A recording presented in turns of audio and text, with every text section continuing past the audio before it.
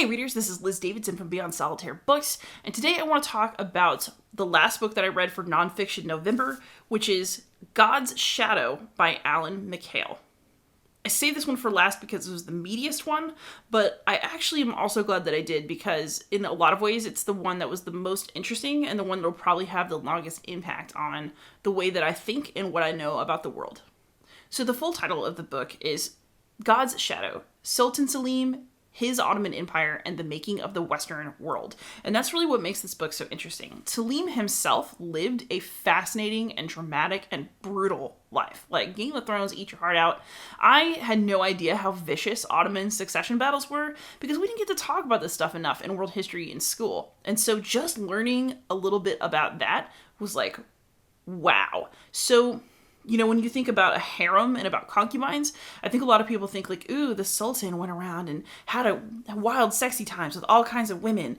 But actually what's happening is the Sultan is trying to have as many male heirs as possible to ensure succession of his line. And then once he has a son with one of the concubines, he will stop sleeping with her and then just like try to make other sons with other mothers. Then as they grow up, they all become these like crazy mother-son teams that battle it out until a successor becomes clear. And then when dad dies, they all race to Istanbul, kill each other off, and then whoever is left standing is the new sultan. And whoa, that is so wild.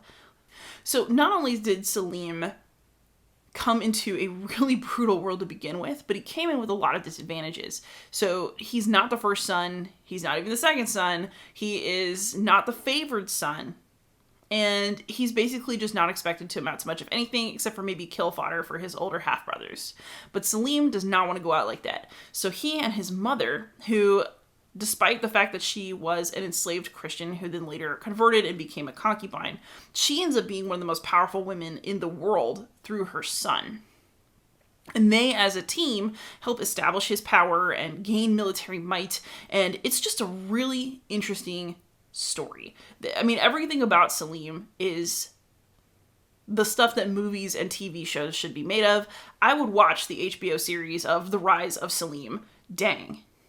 So not only is that core story super interesting, but the context in which Alan Mikhail places Selim is really, really different. And maybe like worldview shifting depending on the kind of historical upbringing, depending on the type of historical education that you had in school. So for me, a lot of this was something that I'd never really thought of, which is that a whole lot of what the Western world does, including going to the colonies and trying to go around and find Asia, like the way that Columbus thought that he was going to do.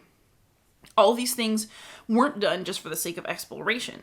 They're done because the Christian world ideologically pits itself against Islam, and that ideological battle in their minds rages out so intensely that it drives a lot of the things that they do for forever.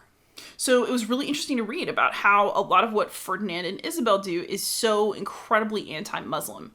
And about how, actually, despite that, there were actually more Christians living under Selim in the Ottoman Empire than there ever were in Ferdinand and Isabella's Spain.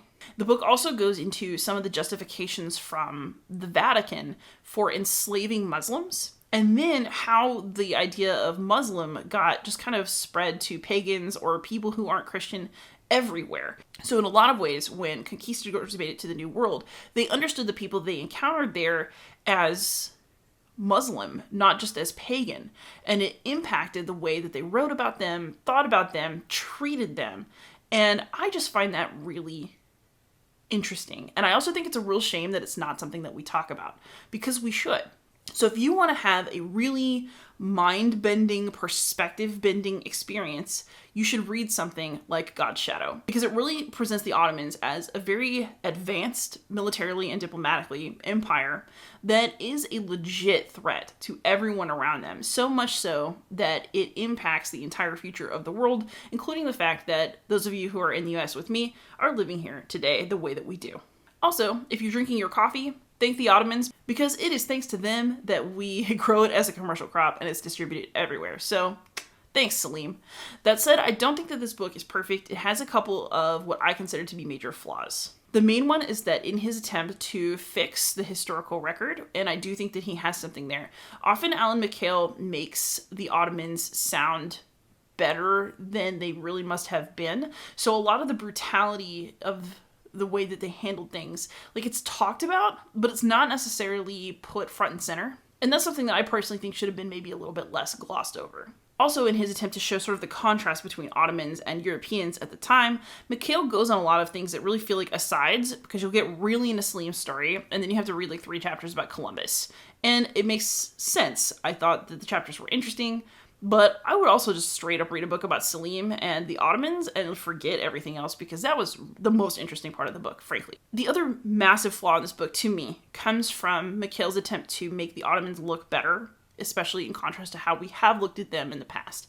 So I understand what he's doing, but there are a couple pages in this book where he is talking about slavery, and he basically says that slavery in the West is really, really horrible, and that the Ottomans also had slaves, but it really wasn't that bad, because sometimes from slavery, you could rise to become one of the most powerful people in the entire empire. And